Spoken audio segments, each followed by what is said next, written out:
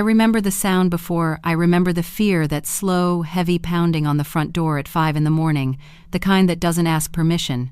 It commands you to wake up.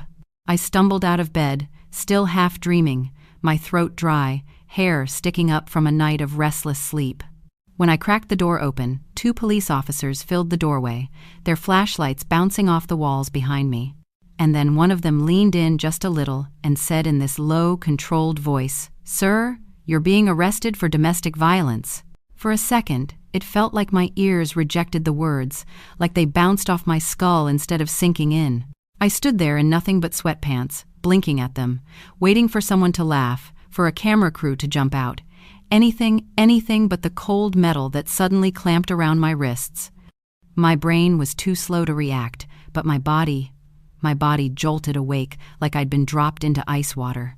They turned me around on my own damn porch, hands behind my back, while I kept repeating, "There's gotta be a mistake.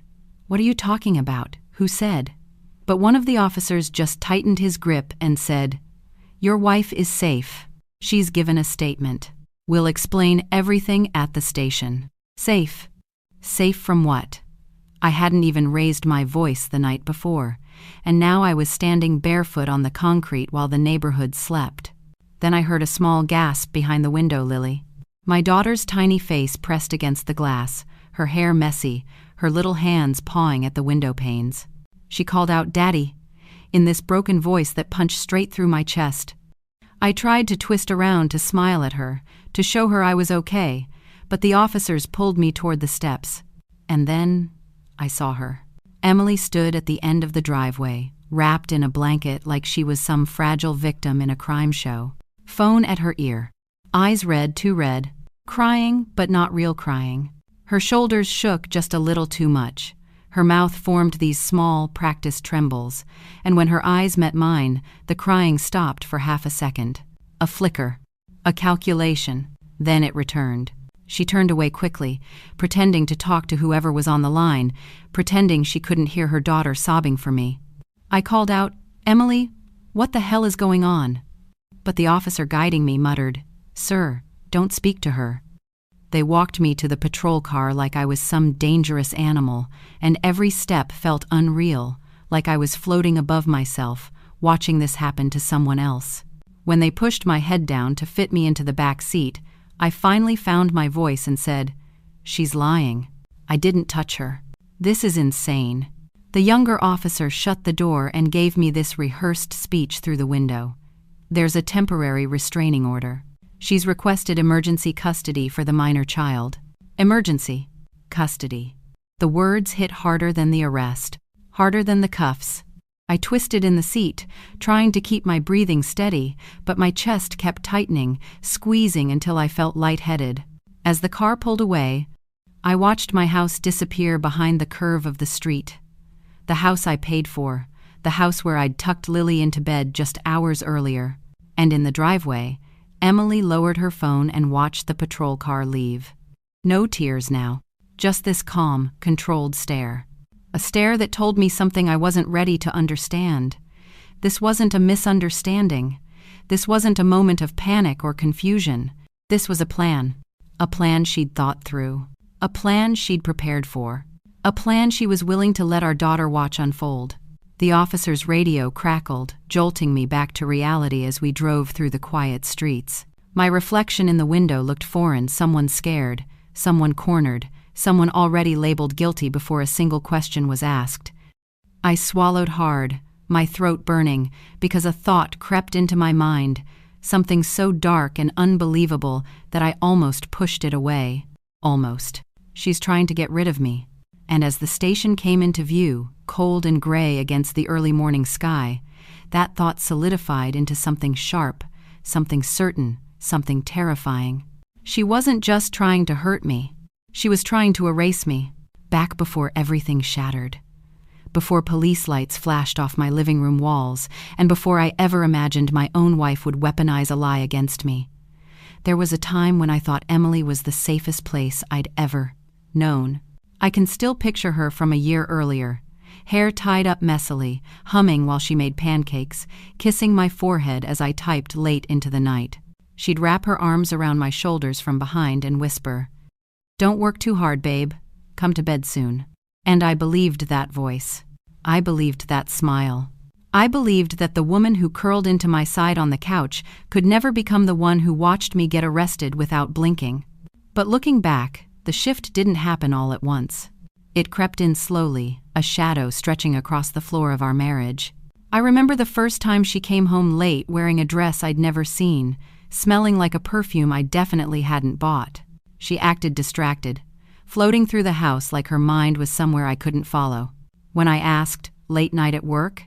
she just shrugged and said, "Girls' night," even though she'd never been interested in those before. And there was this tiny pause, like she was choosing the words instead of simply saying them. It kept happening, not a pattern at first, just little disruptions. She started posting more on social media, but not the normal mom stuff she used to share. Instead of pictures of Lily or our family hikes, she posted mirror selfies with captions like, "Finding myself again," and "You can't dim a woman's glow." I'd ask her about it and she'd say, "It's just fun, don't read into everything." Except it wasn't fun, it was strategic. It was like she was rebranding herself as someone unattached, someone independent, someone preparing for a story where I no longer existed.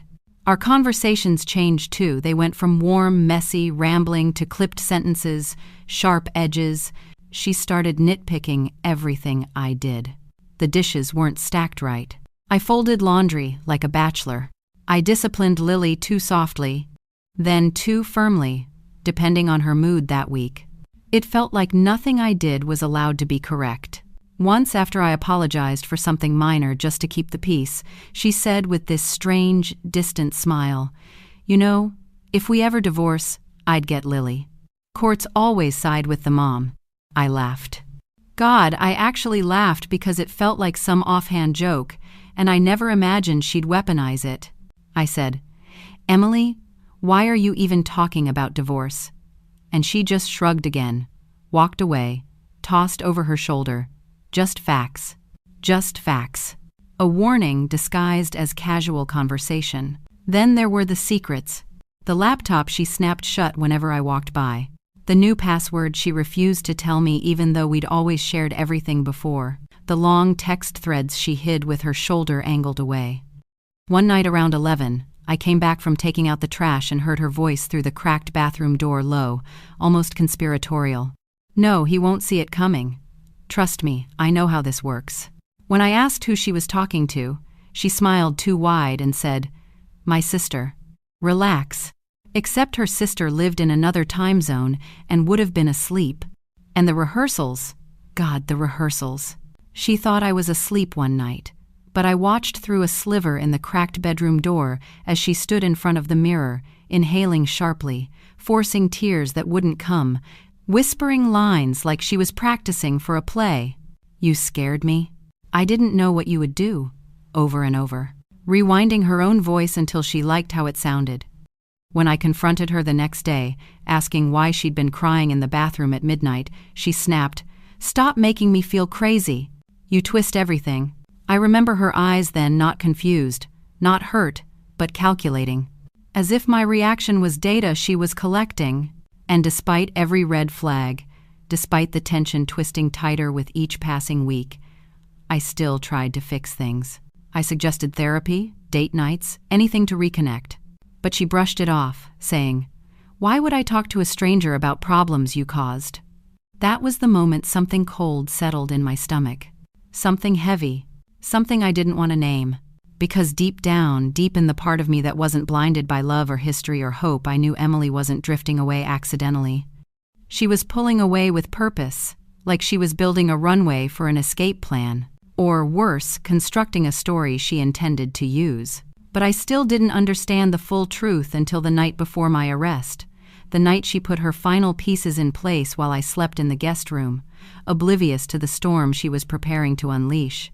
There's a specific moment, a very specific one, when love quietly turns into fear, but you don't realize it until much later. For me, it wasn't dramatic. It wasn't a screaming match or something flying across the room. It was a smile. A soft, chilling smile, Emily gave me one night when she said something that didn't sound like a joke at all, even though she pretended it was. That smile was the earliest hint of the trap she was building long before the police ever touched my wrists. I remember we were sitting at the dining table, plates still full because neither of us had much appetite anymore. We'd been arguing about bills, nothing explosive, just petty back and forths that had become a part of our routine. And then she leaned her chin on her hand, staring at me almost playfully, and said, "You know, if you ever left me, I could make your life hell." Her voice was light, breezy, but her eyes didn't match the tone. Her eyes were focused. Studying. Testing.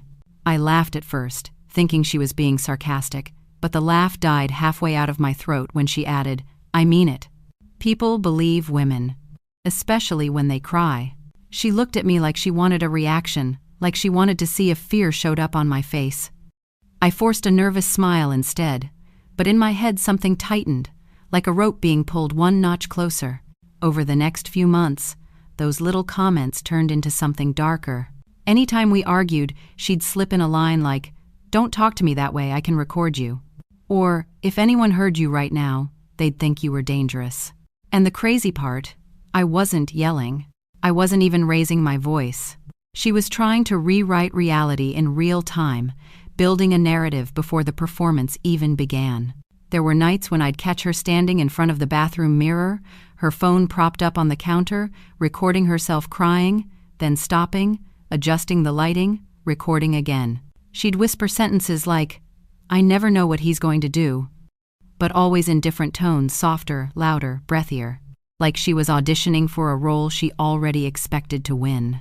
When she saw my reflection behind her once, she quickly wiped her face and snapped, "Don't sneak up on me like that." I wasn't sneaking. I was just existing in a home that no longer felt like mine. But the moment everything truly shifted happened during an argument that shouldn't have been a big deal at all. I'd asked her why she'd come home at 2 a.m. without texting me. Just a simple, "Hey, what happened? You okay?" She flew into this dramatic monologue about me being controlling and obsessed with keeping tabs on her. When I tried to explain that it wasn't control, it was concern, she stepped closer, lowered her voice and whispered, "You need to be careful how you talk to me."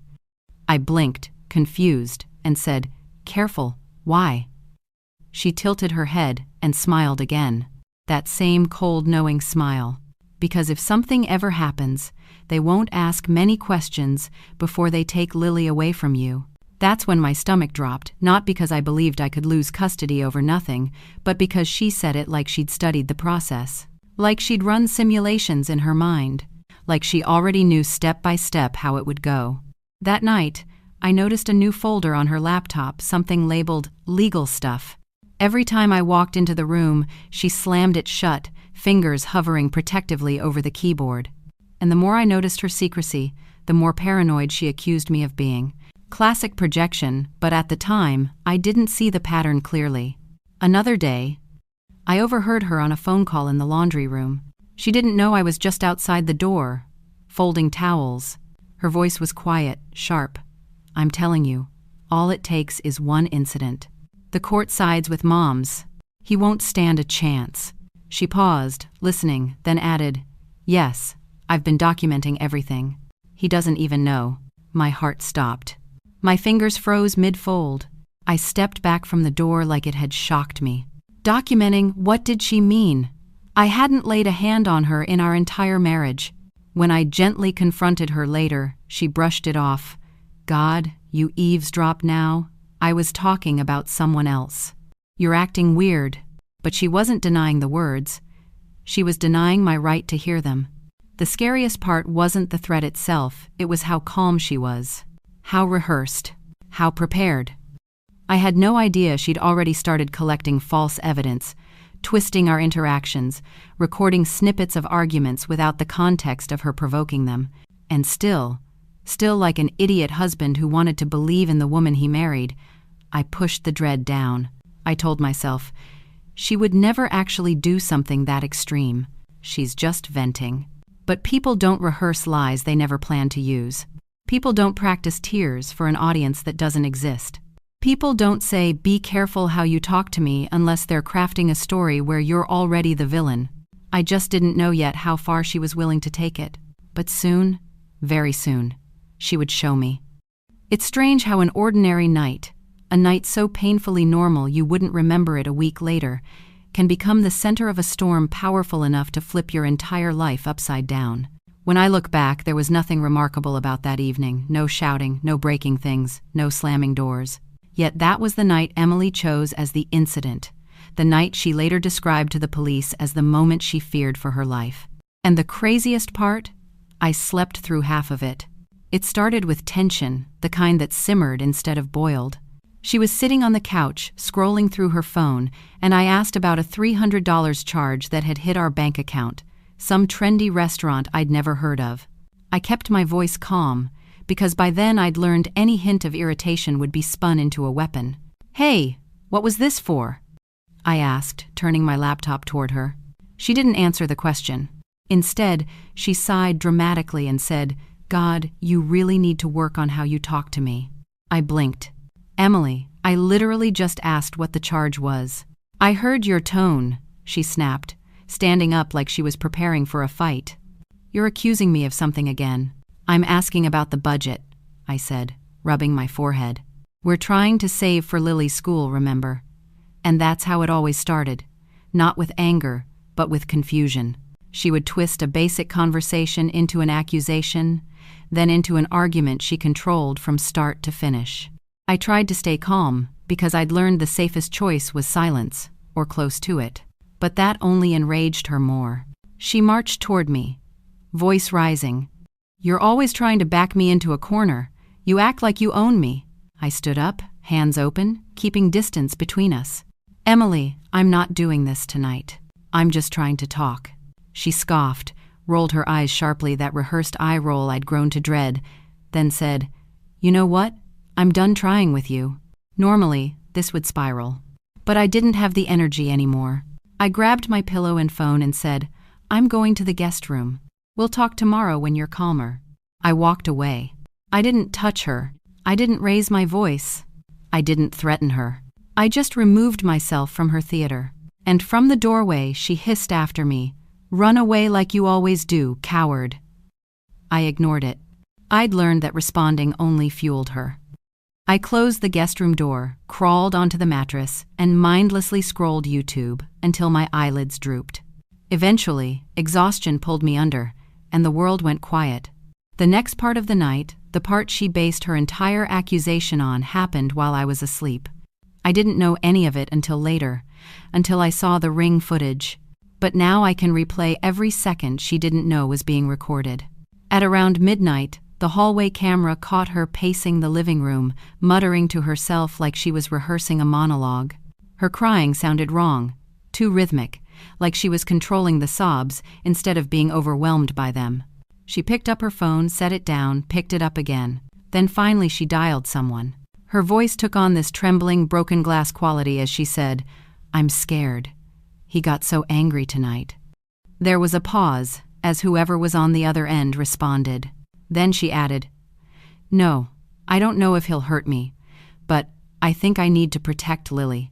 I think I need to do something." Hearing her say those words later made my stomach twist, but at the time, in that moment, I was blissfully unaware, snoring softly on a lumpy mattress, believing the worst was over. After the call, she walked to the big mirror in the living room and practiced different crying poses, hand on forehead, hand on neck, shoulders trembling. She tried lines like, "He lost control," then rewound, tried them again with a more fragile tone. At one point, she even closed her eyes and whispered to her reflection, "This has to work. It has to." Then she checked the hallway, peeked toward the guest room door, making sure I was still asleep, and finally wiped her eyes, letting her face fall into this emotionless mask. She sat on the couch, folded her arms, waited for morning, for police, for her performance. And all the while, I slept, dreamless, unaware that the woman I once trusted with my whole heart was constructing a story that would soon paint me as a monster. When I woke up the next day, I stretched, blinked at the sunlight, and felt strangely relieved we'd gotten through the night without a blowout. I had no idea that Emily had already filed a report, already claimed I'd shoved her into a wall, already prepared a trembling voice for the officers she expected to show up on our doorstep. Nothing happened that night. Nothing real. But for Emily, nothing wasn't useful. So she created something, a lie big enough to weaponize, a lie she knew the world would believe. And by the time the police knocked on the door, she'd already chosen the villain of her story. People always talk about rock bottom like it's a single moment, one dramatic crash that snaps your life in half. But sitting in the back of that patrol car, wrists biting against the cuffs, face pressed to the cold window as we pulled away from my own home, I realized rock bottom can start quietly. It can begin the second you understand that no one in the car believes you, not your wife, not the officers, not the system you were raised to trust. It begins when you feel yourself shifting from person to suspect. Inside the station, everything moved fast and slow at the same time, voices blurring while hands guided me through the motions. Fingerprints, mugshot. Questions asked in that clipped procedural tone that assumes guilt first, innocence second, or maybe never. The air smelled like bleach and stale sweat. And I just stood there, replaying Emily's performance in my head, the one I hadn't realized was a performance, until it was already too late. One officer, older guy, tired eyes, finally said she had visible bruising on her arms and neck. Says you pushed her into a wall. My stomach dropped so hard I felt dizzy. What? No, I didn't touch her. Not once. Those bruises aren't from me. He didn't argue. He didn't comfort me. He just wrote something down and said, "Tell that to your lawyer." And that's when it truly hit me. No one was here to find the truth. They were here to process a story she'd already finished writing. When they put me in the cell, the cold metal bench sucked the warmth right out of my spine. I sat there, hands between my knees, breathing like someone learning how lungs work for the first time. The fluorescent lights above buzzed constantly, a noise you can't escape, a noise that wears you down second by second. A guy in the next cell snored so loudly I thought he was choking. Someone down the hall yelled at an officer, and I just sat and sat and sat. There's a special type of humiliation in sitting alone with your thoughts while you imagine your daughter waking up and asking, "Where's Daddy?" I pictured her small face scrunched in worry, her hands fiddling with that stuffed bunny she carries everywhere. I pictured Emily comforting her with lies. Daddy's dangerous. Daddy needs to stay away. Daddy hurt Mommy. And the image made something inside my chest tighten until I almost gagged. Hours later, they let me make a phone call. My hands were shaking so badly I almost dialed the wrong number. My brother picked up on the second ring, and the moment he heard my voice raw, cracking, he said, "What happened? Are you okay?" I told him everything in this breathless rush, half disbelieving my own words as I said them. When I mentioned Emily filing for emergency custody, he let out a low whistle and said, "Holy shit, dude. This sounds like a custody play." I wanted to deny it. I wanted to believe Emily wouldn't sink that low, but every instinct in my body screamed that he was right. When he bailed me out, he brought a small cardboard box containing a few things the police had allowed him to grab from the house. A toothbrush, a change of clothes, my wallet. And sitting on top was a drawing. Lily's drawing. I remember freezing, lifting the paper with trembling fingers. It was one of her stick figure masterpieces, Mommy, Daddy, Lily, except there was this big red X slashed across the figure labeled Daddy. My heart didn't just sink, it cracked, like someone had taken a hammer to the center of my chest. My brother said quietly, "It was on the kitchen table." I don't know if she drew it today or he didn't need to finish the sentence. I knew. Emily had shown Lily something, told her something, planted something. A seed that would grow into fear, into confusion, into distance. That drawing was the ugliest thing I'd ever seen. Not because a child made it, but because an adult encouraged it. Because my daughter, my sweet 6-year-old, had been turned into a prop in a story I didn't consent to. That night, sleeping on my brother's couch, wrapped in a cheap blanket that smelled like detergent and stale air, I stared at that drawing until my eyes burned. I held it against my chest like I was trying to protect the past from the present. My mind ran in circles. What did Emily tell her? How long had she been prepping Lily for the idea that Daddy was bad? How many bedtime stories had been twisted to fit Emily's narrative? And beneath all the confusion and heartbreak, something else stirred. Something hot, sharp, dangerous. Resolve. Not revenge, not yet. But the realization that if I didn't fight back, I would lose everything. Not just my freedom, not just my marriage, but the one relationship that mattered more than anything else, the one with my daughter. And I promised myself, right there on that lumpy couch, staring at that red X slashed across my cartoon face, Emily wasn't going to erase me, not without a war. The next morning felt like waking up after a car crash, that heavy, ringing numbness where your body isn't sure whether to panic or shut down. I sat on my brother's couch, surrounded by the echoes of the night before, holding a cup of cold coffee I'd forgotten to drink, staring at nothing. The restraining order papers lay beside me on the cushion, this ugly stack of legal language that declared me dangerous in bold blocks of text. Dangerous. Me. A man who'd never so much as slammed a door in anger. My brother nudged me around 10 a.m. and said, "You need a lawyer. Now." His voice wasn't dramatic, it was firm, like someone giving CPR instructions. So I made the call.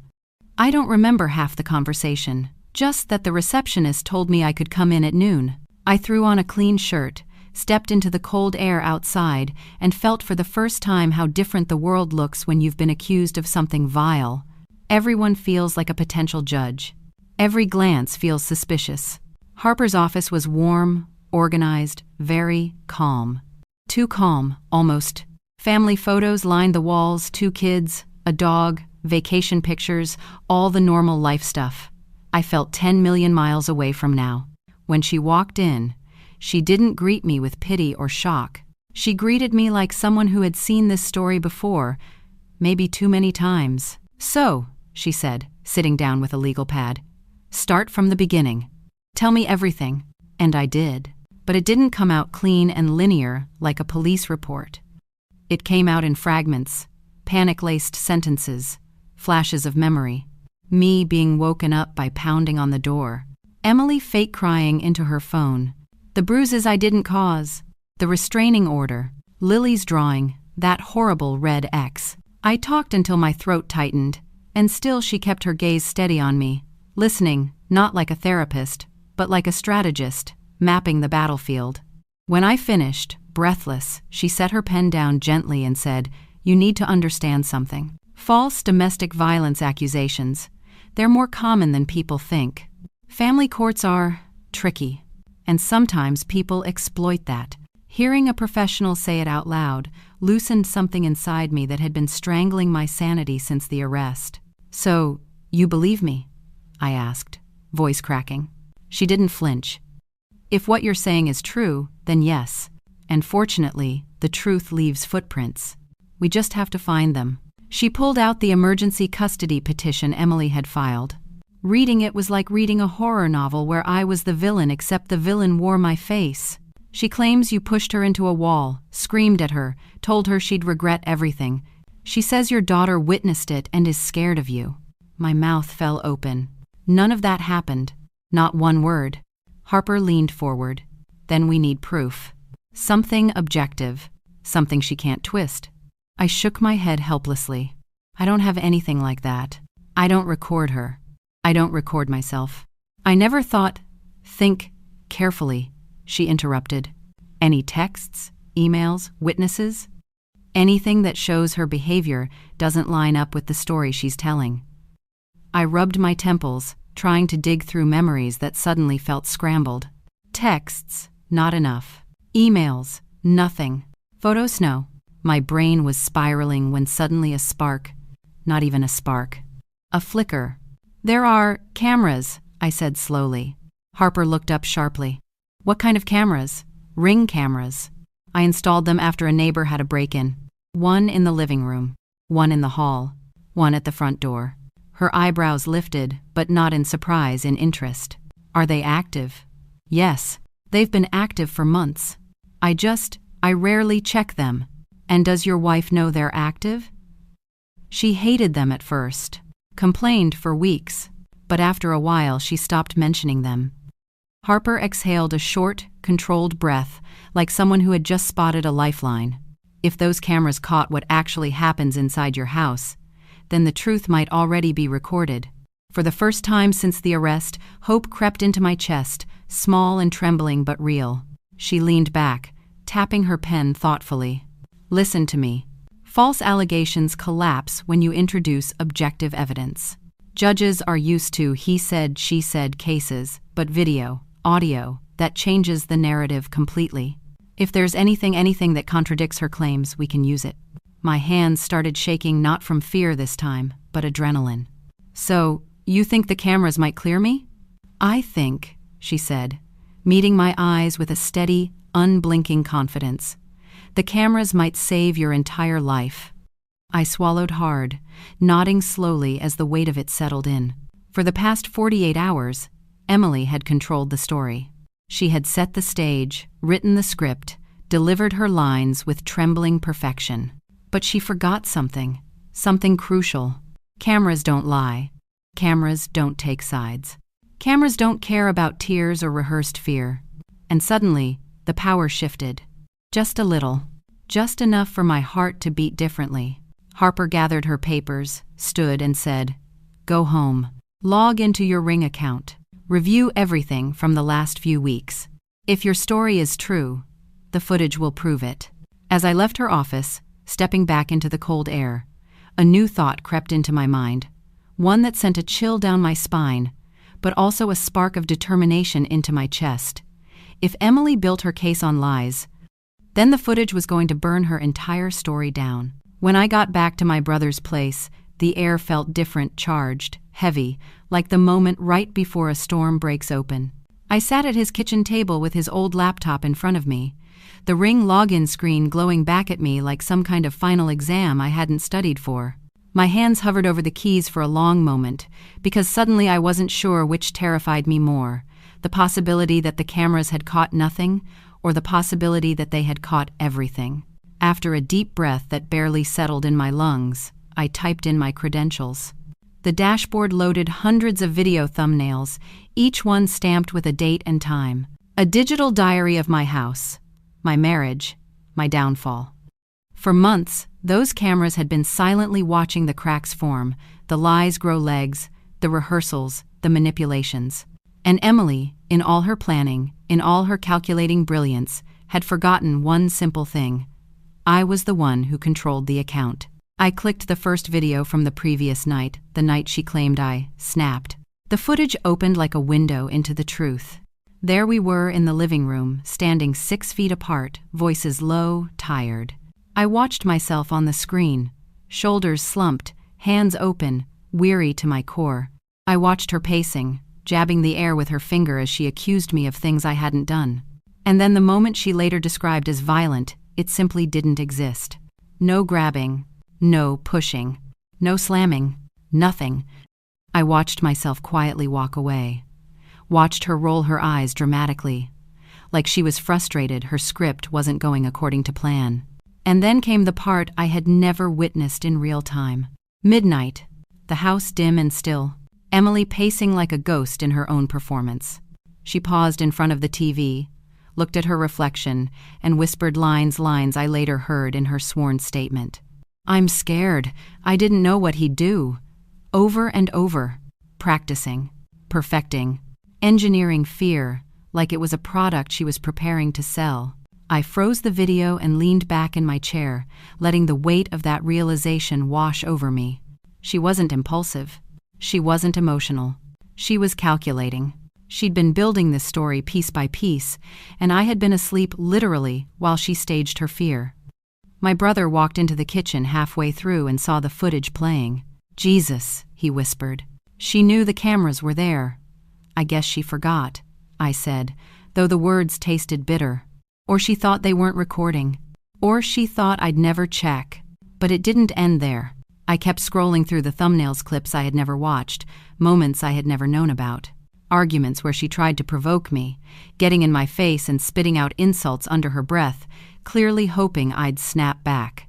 Times when I walked away, only for her to throw herself onto the couch and rehearse crying again.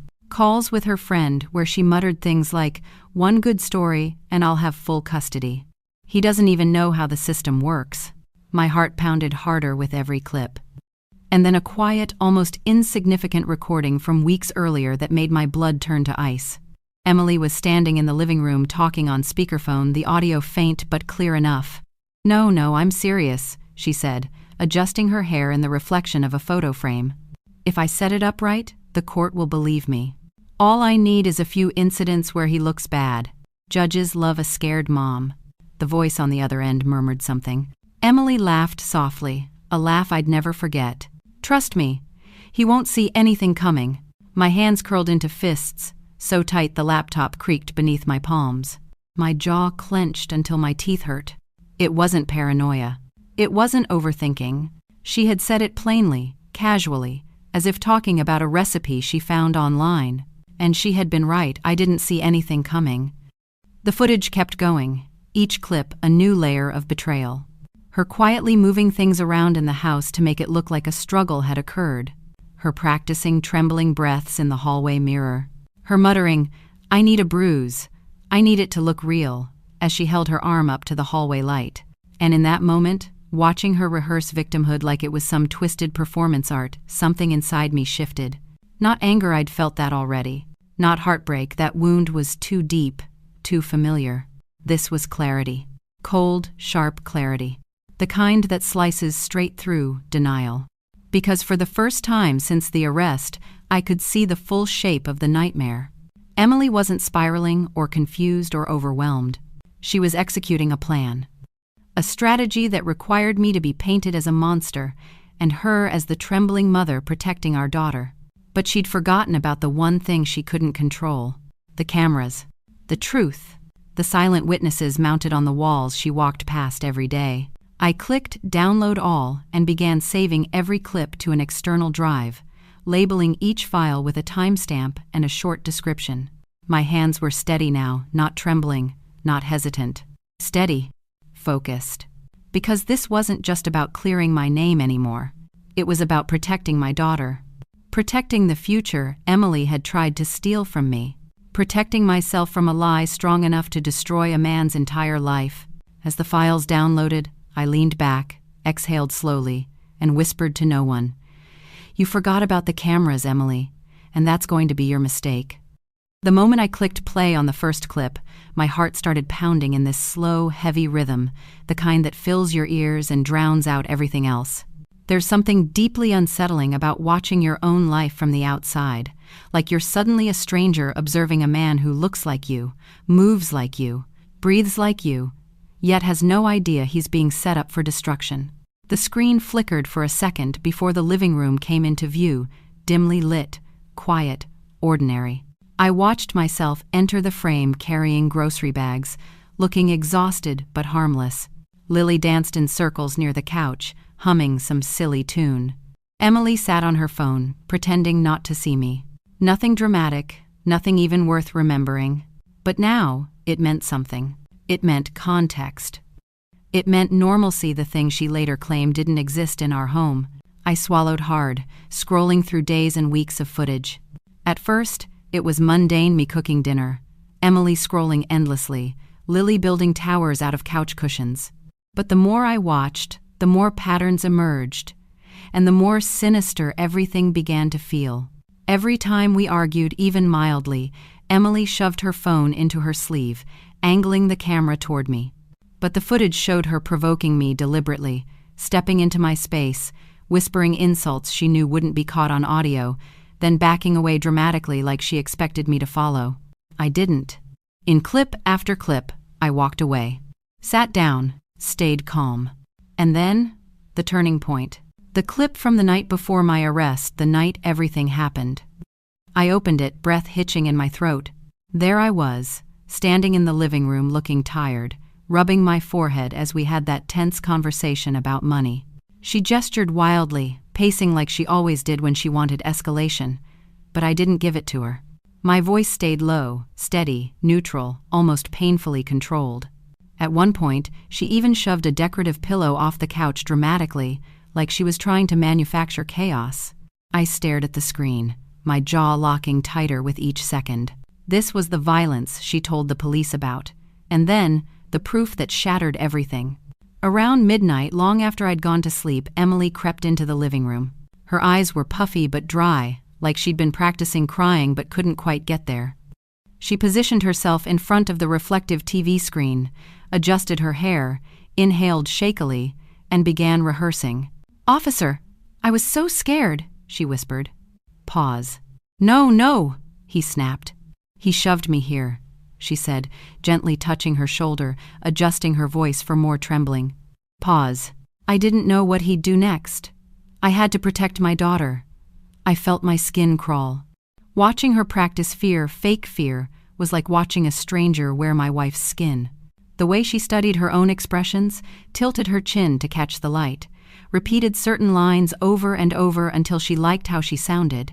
It was methodical, cold, calculated. My brother, who had been silent next to me, finally whispered, "Dude, this is insane." But it wasn't over, not even close. I clicked to the next clip, time-stamped 12:37 a.m. Emily entered the bathroom with her makeup bag. She set her phone on the sink, opened a makeup palette, and tapped a brush into colors purple, yellow, green. Halloween bruising shades. She applied them gently to her arm, then blended them, then frowned, wiped them off, and tried again. Each attempt more realistic than the last.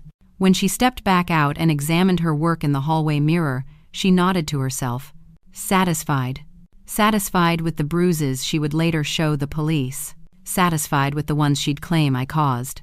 My stomach twisted so violently I had to grip the table.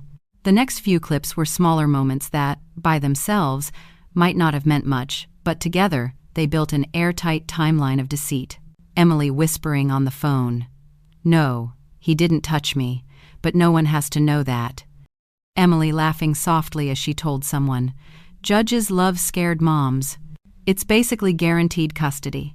Emily dragging a chair slightly out of place, then stepping back and snapping pictures as if documenting a struggle. Emily muttering, "This is going to work. It has to." I felt the world tilt under me. Reality bending. Everything I thought I knew about my wife dissolving right in front of my eyes. But then, the clip that changed everything. A short one. Only 11 seconds. Emily walked into the hallway, stopped dead in front of the camera, the one she must have forgotten existed, and whispered, almost serenely, "He'll never see this coming." A tiny smirk, a breath. Then she walked away. I stared at the frozen frame long after the clip ended. That smirk burned itself into my memory, a brand, a scar. And beneath all the anger, betrayal, heartbreak, something else rose inside me. Something steady, something cold, something closer to resolve than rage. This wasn't just proof. This was the truth she never intended anyone to see. The truth that would unravel her entire story thread by thread. The truth that could save my relationship with my daughter. The truth that could save my life. I plugged in the external hard drive and began downloading every single clip, hundreds of them, labeling each one, organizing them with timestamps, adding notes, building the timeline brick by brick. Harper hadn't flinched when I told her my wife lied. But I knew she'd stare at these videos and see the full scale of the betrayal. As the final files processed, my chest finally loosened enough for a shaky breath. Emily thought she had built the perfect trap, airtight, emotional, convincing. But she forgot the cameras. She forgot the truth. And now that truth was downloading right into my hands, ready to drag her lies out into the light. There's a specific kind of nausea that hits you when you realize the person you loved most didn't just lie. They engineered a lie. They built it with tools, rehearsals, props, like a twisted stage play where you were cast as the villain without ever auditioning. And watching Emily fabricate her own bruises was the moment everything inside me shifted from confusion to something colder, something sharper, the kind of clarity that hurts. I clicked on a clip dated 3 days before my arrest. It started innocently enough, Emily sitting on the couch browsing videos on her phone. But then she typed something into the search bar that made my breath catch. How to create realistic bruises makeup tutorial. My jaw clenched so tight it ached. She tapped the first result and followed the steps like she was practicing an art form. The camera captured every detail: the color palette, the sponges, her concentrated expression as she blended purples and yellows into her arm. She wasn't scared of me. She wasn't hiding damage I'd caused. She was painting it. I watched her pause the video, rewind, apply more shading, frown at her reflection when the bruise looked too fake, then start over. She didn't rush. She didn't tremble. She wasn't emotional. She was focused, meticulously constructing evidence she would later use to destroy me. But it got worse. Oh, it got so much worse. Another clip, the hallway camera. Emily stood in front of the mirror with a ring light she apparently set up just for this. She angled her body, twisted her neck to expose the side, and applied bruises with terrifying precision. Darker tones near the center, lighter tones outward, exactly like real impact injuries. She tilted her head from side to side, checking which angle made them look the most dramatic. When she found the perfect lighting, she took dozens of photos, each one more pitiful, more convincing, more calculated. And then, the line that shattered something deep inside my chest. She stared at her reflection and whispered, "Perfect. He'll never talk his way out of this." A tiny, satisfied smile. A smile I had never seen before, or maybe one I'd seen but ignored because I didn't want to believe she was capable of it. My brother, who had been pacing the kitchen behind me, stopped dead. "Dude, this is criminal-level shit." I couldn't speak. My throat felt like it was locked shut. My hands shook as I clicked on the next clip. This one made my blood go cold. It showed Emily in the bathroom, holding her phone close to her chest while talking on speaker. The audio was faint, but clear. "Yeah, the bruises look real now. I'll take pictures tomorrow when the lighting's better. I want them to look fresh."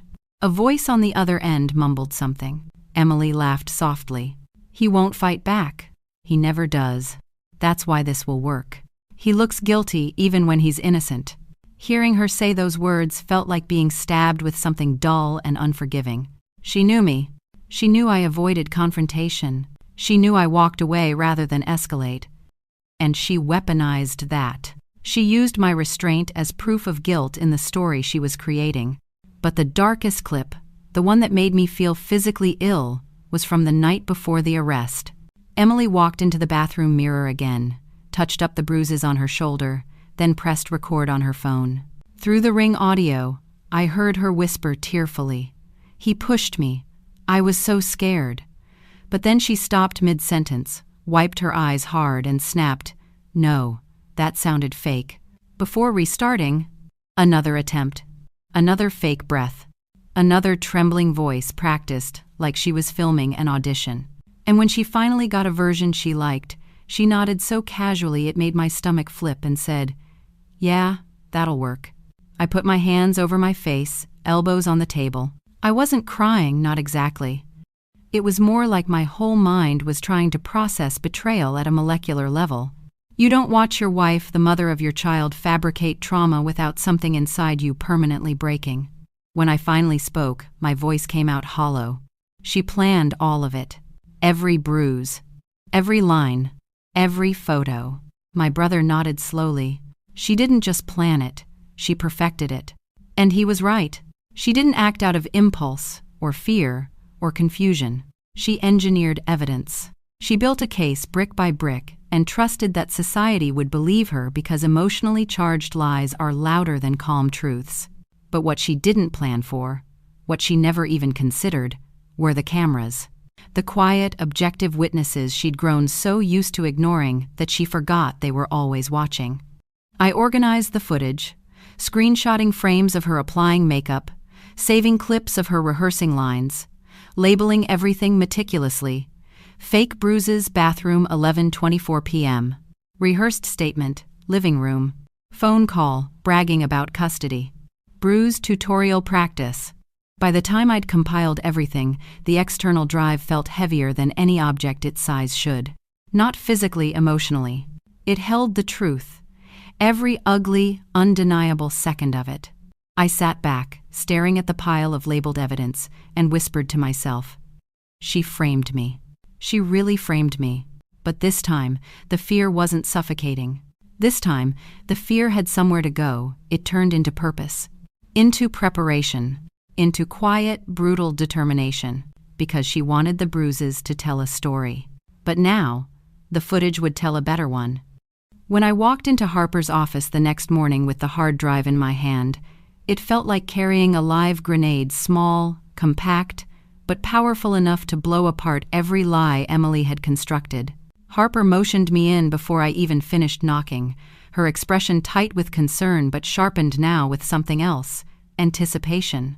She closed the door behind us, sat down, and gestured toward the laptop on her desk. "Show me." My pulse thudded in my ears as I plugged in the drive. The folders looked so harmless on the screen, neatly labeled, color-coded, time-stamped. Evidence shouldn't look this organized. It shouldn't look this tidy, not when it represents the implosion of an entire life. But that's what lies do. They force you to become meticulous, just to clean up the chaos someone else created. I clicked play on the first clip. Harper leaned forward, hands clasped, face unreadable, as she watched Emily and me in the living room the night of the alleged assault. My calm voice. Emily's provocation. The complete lack of anything remotely violent. Then me walking away, and Emily rolling her eyes with annoyed frustration, not fear. Harper pressed pause. "Well," she whispered, "that already contradicts half her report." But we weren't even close to finished. I opened the next video, the midnight rehearsal.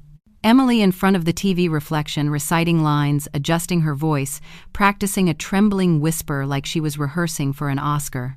"I was so scared," he snapped. "I didn't know what he'd do." Harper's jaw tightened. She rewound, watched again, then again. Each time her expression darkened. Finally, she leaned back in her chair and muttered, "This is damning. This is deeply, deeply malicious." Then came the makeup tutorials, the bruise applications, the blending, the touch-ups under the bathroom lights, the staged photos, the satisfaction in her smile when the bruises looked real enough. Harper paused the screen and rubbed her temples. "Your wife didn't just lie, she fabricated evidence. This is serious. This is felony-level serious." Clip after clip revealed more of the truth. Phone calls where Emily joked about how easy custody would be. Moments where she practiced crying. Scenes where she shoved furniture slightly askew to create the illusion of a struggle. A clip where she casually told a friend, "Judges love scared moms." One good story is all it takes. Another, where she whispered directly into the hallway camera, the camera she forgot existed, "He won't see this coming." By the time I finished showing Harper everything, the room felt suffocating with silence. She closed the laptop slowly, as though afraid of the weight of what she'd just seen. Then she let out a long breath and said, "This isn't a misunderstanding. This isn't exaggeration." She orchestrated an entire false narrative. I swallowed hard. "What happens now?" She straightened, lawyer mode fully activated. "Now we build the case. And we do it meticulously." "You said she also filed for emergency custody." I nodded. "Perfect. Then we file a motion to introduce all video evidence to the court. We attach transcripts, timestamps, and screenshots. We prepare a timeline that shows her actions before and after the alleged incident." She opened a fresh folder on her desktop and began typing, "Motion to present video evidence, respondent." "We'll start with the most powerful clips," she said. "The fabricated bruises, the rehearsed statements, the phone call where she admits the plan. She was assembling my defense like a surgeon preparing instruments." Every file she placed into the digital folder felt like another stitch sewn into a wound I wasn't sure would ever fully heal. But at least now I had something real, something concrete, something the court couldn't ignore. Then Harper looked up at me, her voice softer. "I'm going to be blunt. Judges do not take kindly to people lying about domestic violence. Your wife is about to face consequences for this, consequences she clearly didn't anticipate." I didn't feel triumphant. I didn't even feel relieved. I mostly felt this cold, hollow ache, the kind you get when you realize the person you once built a life with intentionally tried to destroy you. Harper continued, "This footage doesn't just clear your name. It demonstrates premeditation, planning, intent to deceive the court. She may have committed perjury. The word perjury hit me like a dull hammer. Emily, the woman I married, facing criminal charges. But then I remembered the bruises she painted on herself. I remembered her whispering, "This has to work." I remembered my daughter's drawing the red X slashed over the stick figure, labeled Dad. If there were consequences, Emily had chosen them. Harper placed a steady hand on the hard drive before sliding it into her case file. "I'll have my paralegal prepare the exhibits by tomorrow. Once the judge sees these videos, everything changes." I nodded, though my throat felt tight. "Will it be enough?" "It's not just enough," she said. "It's overwhelming.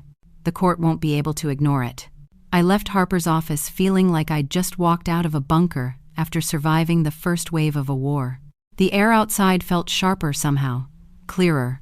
Emily had crafted her story with precision, but we had assembled something stronger, a timeline, a pattern, the truth. And for the first time since the police knocked on my door, I felt like I wasn't drowning anymore. The tide was turning, and soon it would wash her lies out into the open where everyone could see them. The morning of the hearing, I felt like I was walking into an execution chamber disguised as a courthouse. No matter how much evidence Harper and I had gathered, no matter how many hours of footage sat on that hard drive, there was still this sickening dread twisting in my gut because courts don't see nuance, they see headlines.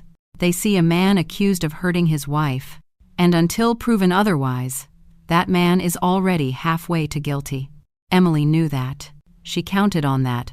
When we stepped into the courtroom, she was already seated at the petitioner's table with her attorney, looking perfectly fragile in a soft cream blouse that exposed the bruises on her wrists. Bruises I had seen her paint onto her skin. She kept her hands folded delicately in her lap, shoulders slightly hunched, hair pulled back to reveal her neck where faint purple patches peeked through her makeup like ghosts of the deception she'd crafted. And the moment she looked at me, her expression twisted into something that almost looked like fear, but I recognized it.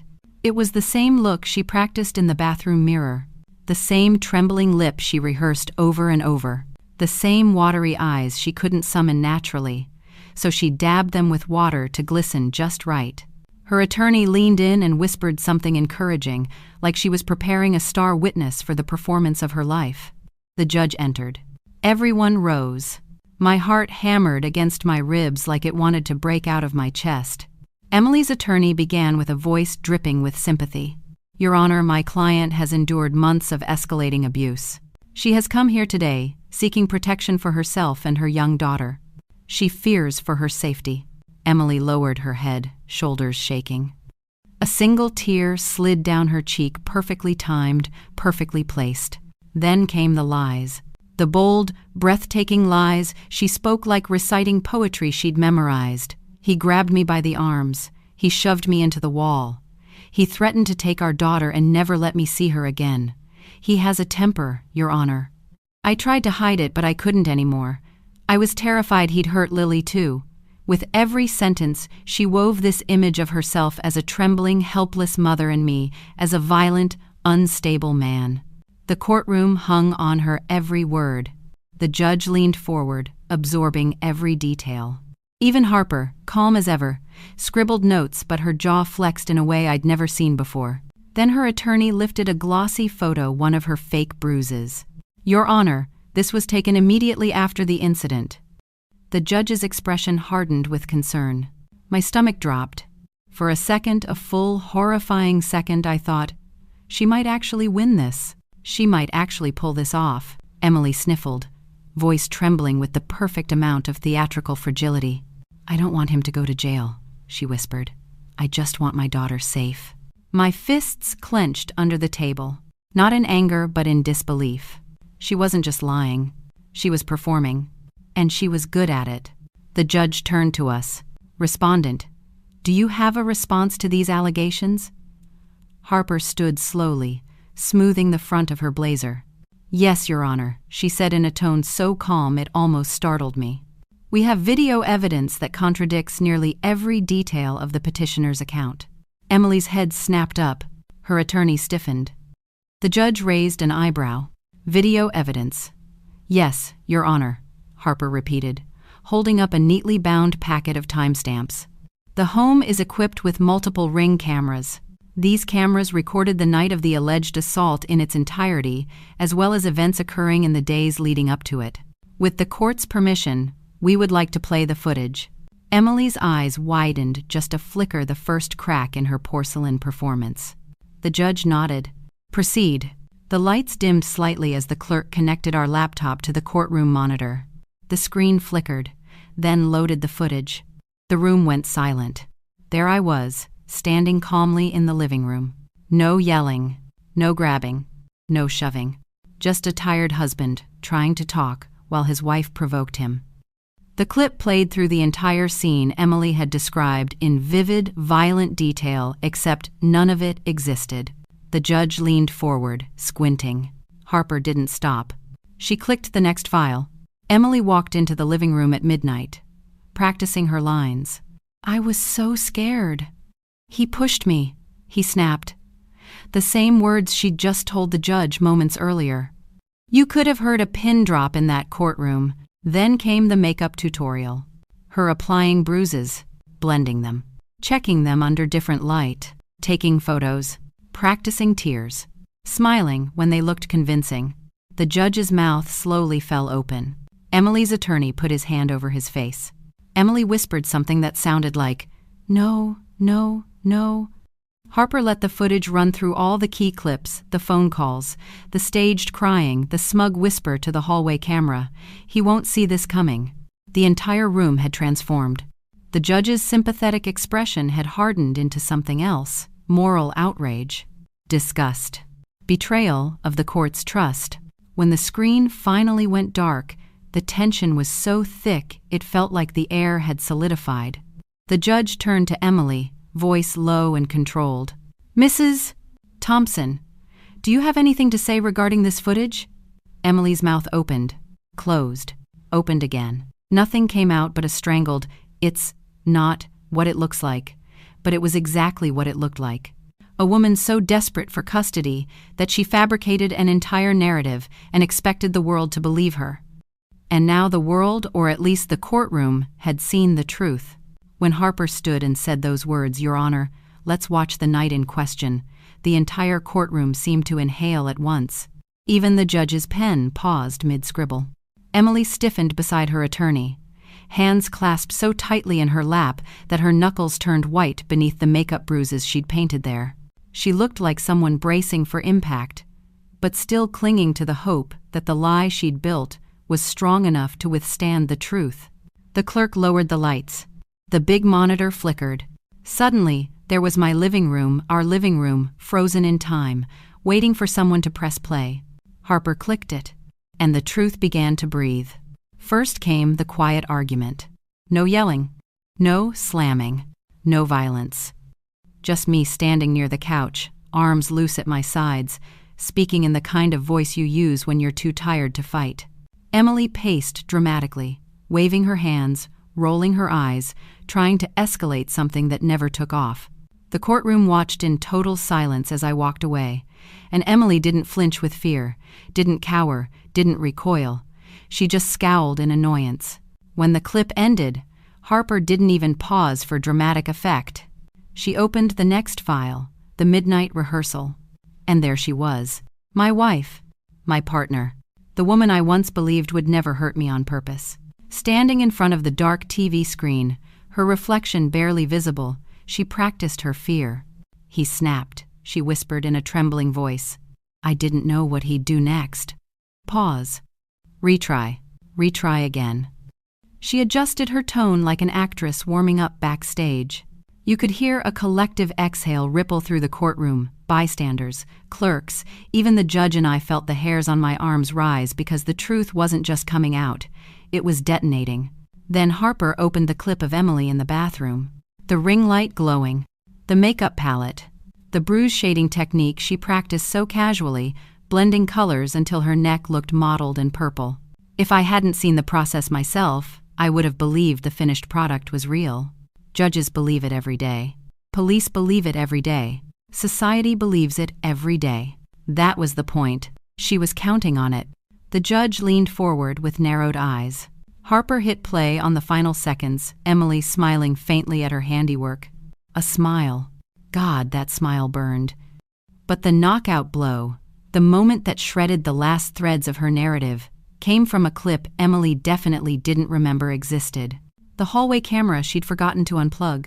Emily walked right up to it, stared into the lens accidentally, and whispered with eerie calm, "He'll never see this coming." A smirk. Then she walked away. When that clip ended, the silence was radioactive. You could practically feel the heat of it. Emily's attorney lowered his head like someone waiting to be hit by shrapnel. Harper clicked out of the video folder, closed the laptop gently, and folded her hands in her lap as if to say, "Your move, Your Honor." The judge removed her glasses slowly, very slowly, as if trying to process the magnitude of what she'd just seen. "Mrs. Thompson," she said, voice dangerously controlled. "These recordings directly contradict the statement you filed under oath. Do you wish to clarify your earlier testimony?" Emily opened her mouth, but the only sound that escaped was a soft, panicked puff of air. Her eyes darted around the courtroom, searching for an escape hatch that didn't exist. Her tongue pressed against her cheek. Her jaw clenched. Then finally she managed to choke out, "Those videos were taken out of context." The judge's eyebrows lifted with icy disbelief. "Out of context," Harper echoed, voice cool as glass. "Which context would you like to explain first? The bruises you applied to yourself, or the false statement you practiced repeatedly before calling the police?" Emily's attorney placed a hand on her arm and whispered urgently, "Stop talking." But the damage was done. The courtroom had seen everything. The rehearsals, the lies, the manipulation, the fabrication. The judge's tone hardened. "Mrs. Thompson, this court takes false allegations extraordinarily seriously. The evidence presented today raises concerns not only about your credibility, but about potential perjury, obstruction, and deliberate interference with lawful custody proceedings." Emily's face drained of color beneath the layers of concealer. She shook her head weakly, whispering, "No, no, that's not." But her voice cracked apart like wet paper. Meanwhile, I sat there frozen, gripping the edge of the table. My lungs felt tight, my pulse pounding like a drum in my ears. I wasn't relieved, not yet. I wasn't victorious. I was stunned.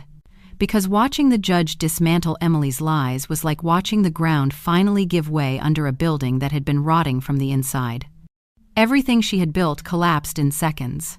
Not because I fought harder, not because I yelled louder, but because the cameras, the silent witnesses she'd forgotten told the truth she thought she'd buried. The judge turned toward my side of the courtroom, her expression solemn. "Mr. Thompson, thank you for your patience. The court will now consider this evidence in full before issuing an emergency ruling."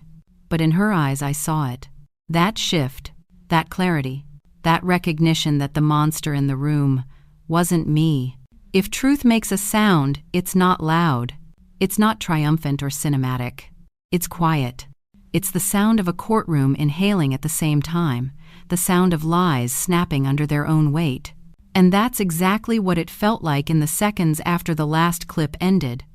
The judge pushed her chair back just slightly, not much, just enough to signal distance as she stared at Emily like she was seeing her for the first time. Not as a victim, but as a threat to the integrity of the court, to the law, to her own child. "Mrs. Thompson," the judge said, voice low and razor-sharp, "you may respond."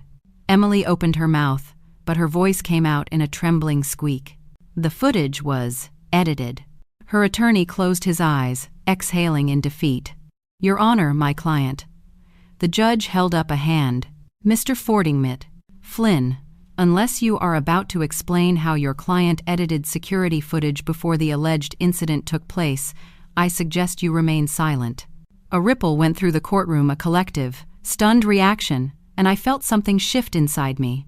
Not joy, not revenge. Something quieter, a release of pressure I didn't realize had built in my chest. Emily swallowed hard, mascara pooling beneath her eyes as she stammered, "Those videos, I was practicing things for a role. I was helping a friend with a project." Harper tilted her head. eyebrows raised in polite disbelief. A role? Is that your explanation for the bruises, the false statements? Telling someone on the phone that one good story is all you need for custody? Emily's gaze shot to the floor. The judge's tone sharpened, every word a gavel strike. You faked bruises, rehearsed a false narrative, and filed a sworn statement to this court claiming you were assaulted. That is perjury. And worse, she leaned forward. You attempted to use your child as leverage. My breath caught. Hearing someone finally say it out loud, acknowledge it, made something inside me ache in a way I hadn't prepared for. Emily shook her head violently, panic spilling over as she grabbed her attorney's arm. This isn't fair. He deserved it. He was going to leave us. I stared at her, completely stunned. Leave? I wasn't leaving anyone. She was rewriting motives that never existed, rewriting history in real time because she could feel the truth closing in around her. The judge's face hardened. Mrs. Prost, Thompson, you will control yourself in my courtroom. Emily froze. Tears streamed down her face, but they weren't the same delicate, trembling tears she displayed earlier. These were frantic, messy, the kind that come not from fear, but from losing control. Her attorney stood slowly, shoulders slumped. Your Honor, my client would like to invoke her right to refrain from further testimony at this time. Probably wise, Harper murmured under her breath. The judge turned to me next. Her voice softened, not kindly, but respectfully. Mr. Thompson, the evidence you presented is deeply concerning. I want to be clear. The court views any attempt to manipulate or fabricate allegations of domestic violence as a serious offense. You and your counsel have handled yourselves with restraint, that is, commendable. I nodded stiffly, unsure whether to speak, unsure if my voice would even work. But Emily, she was unraveling. She glared at me with raw, poisonous hatred, the kind that said, how dare you expose me, not I'm sorry. Not I messed up, but you ruined my plan. And that was the moment, that exact burning moment where I realized she hadn't lost control. She'd always been in control. She just finally got caught. The judge took a long breath and addressed the room.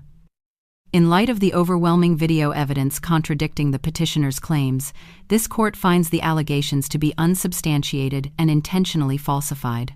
Gasps echoed through the courtroom. Emily's legs buckled, and she collapsed into her chair, covering her face with both hands. Her attorney didn't try to comfort her, he just stared forward, expression blank, like he wanted to evaporate. The judge wasn't finished. As a result, the emergency protective order is hereby vacated. Custody arrangements will be re-evaluated immediately. Mrs. Thompson, be aware that this court will be referring your conduct to the district attorney's office for review. A stunned silence followed. Referral. That word hit like a bolt of electricity. She was calling for an investigation. For potential charges. For consequences Emily never imagined when she painted those bruises onto her skin. Emily shook her head wildly. Please, please, Your Honor, don't do this. The judge held up a firm hand. Mrs. Thompson, you committed perjury in a custody case. You attempted to mislead this court using fabricated evidence. There will be consequences. I didn't feel triumphant. I didn't feel vindicated. I felt hollow, utterly hollow. Because even though the truth had finally burst into the room like sunlight, the damage Emily caused had already sunk deep into my life, my daughter's life, my sense of safety. But as I sat there, my pulse slowly calming, one realization settled over me with undeniable clarity. The story Emily tried to create was gone, collapsed, reduced to ashes by her own hand. And the truth, the silent, unassuming truth caught by the cameras she forgot existed, was finally standing in its place. When the judge finally adjourned the hearing, it felt like the room exhaled for the first time in hours. Papers shuffled, chairs scraped, murmurs rose like static, but I just sat there, frozen in place, staring at the spot where Emily had stood moments earlier, unraveling under the weight of her own lies. It should have felt like victory. I should have felt triumphant, vindicated, relieved. But instead, there was this strange, hollow ache spreading through my chest, a cold echo where love used to be. Winning doesn't feel like winning when the person you beat is the mother of your child. My attorney, Harper, leaned in quietly. Breathe, okay? It's over for now. You did everything right. I nodded, but my body felt disconnected, like my limbs were responding on a delay. What happens next? She gathered her folders into a crisp stack. The judge will issue temporary orders today: custody, visitation, everything. And as for Emily, Harper let out a slow sigh. A referral to the district attorney isn't just symbolic. They'll investigate. And based on that footage, she might face real charges. Real charges. Against the woman I once believed would grow old with me. It didn't feel real. Nothing felt real anymore. When we stepped into the hallway, Emily was there with her lawyer, crying angry, jagged tears that looked nothing like the delicate performance she'd given earlier. These were raw, panicked tears, the kind that come from losing control, losing leverage, losing the story she'd tried to weaponize. She glanced at me, glared at me with eyes so full of venom I felt the temperature in the hallway drop. If looks could kill, I would have collapsed right there on the courtroom floor. Her attorney tugged her away before she did something reckless, but her voice chased me down the corridor anyway, a broken, furious whisper. You ruined everything. I didn't respond. There was nothing left to say to her. A few hours later, after what felt like thousands of signatures and suffocating paperwork, I finally got the decision: temporary primary custody granted to me. Emily would get supervised visitation, only monitored, limited, documented. I stared at the words on the page until they blurred. My brother clapped a hand on my shoulder, saying, I told you, man. Truth wins. But truth winning didn't feel like celebration. It felt like aftermath. When I picked up Lily that evening from Child Services, she ran to me with such force she nearly knocked me over, her little arms squeezing my neck like she thought I might vanish again. Daddy, she cried. Where were you? Mommy said you were bad. My chest tightened instantly, a deep, painful compression straight through my ribs. I pressed my forehead to hers and whispered, No, sweetheart, Daddy's here. Daddy's okay. Mommy just made a mistake. A really big mistake. She looked at me with confused, searching eyes, like she was trying to reconcile the monster she'd been warned about with the man lifting her into his arms. That was the moment everything hit me hardest. Not the arrest, not the courtroom, not the videos, but this. My daughter having to unlearn a lie someone she loves fed her. That night, back at my brother's apartment, I tucked Lily into the pull-out bed we'd set up. She clutched her stuffed bunny and asked, Is Mommy going to be mad at me, God? That question nearly broke me. I brushed her hair back gently and said, None of this is your fault. Mommy and Daddy are working things out, okay? You're safe. That's what matters. She nodded sleepily, trusting me in a way that made my throat tighten. And when she finally drifted off, breathing softly in that peaceful, uneven rhythm kids have, I sat on the edge of the bed and watched her. I let the weight of the last few days finally settle onto my shoulders. She almost lost me. I almost lost her. All because someone decided that winning a custody battle mattered more than truth, more than love, more than the emotional safety of our child. Later, I stepped into the kitchen where my brother was making tea. He handed me a mug without asking anything. I didn't drink it, just held it between my palms, feeling the faint warmth seep into my skin. Do you think she hates me now? I asked quietly. He shrugged gently. Kids don't hate, man. They're confused, scared, impressionable, but they don't hate. You just have to be steady, consistent. Show her the truth through how you treat her. I nodded, staring at the steam curling off the mug. And Emily, he hesitated. Emily made her choices, and that was the thing that hurt the most. Not the lies, not the betrayal, not the attempted destruction of my life, but the fact that she had chosen all of this, chosen to break our family, chosen to put our daughter through emotional hell, chosen to try and erase me from the picture like I was a stain she could wash out. I didn't hate her. I didn't love her anymore either. What I felt was heavier, emptier, something like grief. Grief for the woman I thought she was. Grief for the marriage I believed we had. Grief for the future we would never give our daughter together. But underneath that grief, something new had taken root. Strength, clarity. A kind of fatherhood forged not out of comfort but out of fire. Emily had tried to destroy me to win custody. She'd ended up destroying her own credibility instead. And now, the ashes of her lies were settling. A new reality was forming, one where Lily was safe, one where the truth had finally surfaced, one where I was no longer running from a story she tried to trap me in. But the divorce, the long battle for permanent custody, the emotional fallout, that was still waiting just over the horizon. The storm wasn't over. It had just changed direction. Moving into the rental house felt nothing like starting over. Starting over is hopeful, fresh, clean. This felt like patching up a hole in a sinking ship. Walking through those empty rooms on the first day, carrying boxes with Lily's toys and my clothes folded into hurried, uneven piles, I could feel the ghost of my old life trailing behind me, like something that hadn't realized it was dead yet. The first thing I unpacked wasn't clothes, wasn't furniture, wasn't even Lily's things. It was the cameras. Small black rectangles of plastic and lenses, silent, faithful witnesses to the truth. I installed one in the living room, one in the hallway, one outside the door. My hands moved automatically, muscle memory guiding each screw into place. Not out of paranoia, but out of understanding. Cameras don't play favorites. They don't choose sides. They record what happens, not what someone wishes had happened. Lily ran through the empty rooms, her giggles echoing, unaware of the heaviness clinging to my shoulders. "Daddy, this room is mine." "Mine?" she asked, twirling with her stuffed bunny. I knelt down, pulled her into a hug so tight her bunny squeaked. "Yeah, sweetheart. This one's yours. We're gonna make it beautiful." She didn't ask about Mommy. Kids somehow know when a question would break you. The next few weeks blurred into a routine that felt steady, almost peaceful. Breakfasts together, cartoons, school drop-offs, afternoon snacks. Bedtime stories where she'd curl into my chest and fall asleep mid-sentence.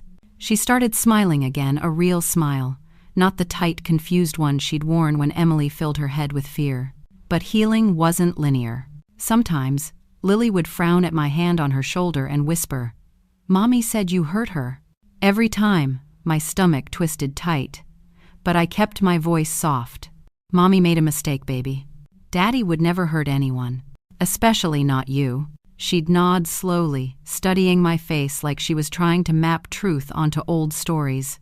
And Emily, she never apologized. Not once. If anything, she doubled down on her own denial, acting like I had humiliated her in court, as if I forced her to fake bruises, rehearse lies, weaponize the system.